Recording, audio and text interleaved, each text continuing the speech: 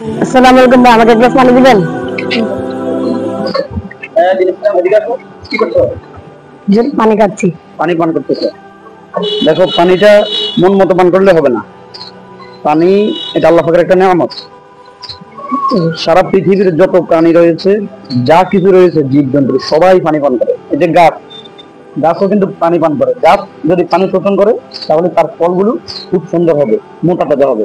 আমরা যদি পানি পান না করি তাহলে আমরা মারা যাবো, আমরা সুস্থ থাকতে পারবো না, জীবিত থাকতে পারবো না। সুতরাং পানি যেহেতু এটা আল্লাহ পাকের একটা নেয়ামত, সুতরাং পানি জীব জানোয়ার যেমন পান করে আমরা মানুষ ওরকম পান করলে চলবে না। ঠিক আছে?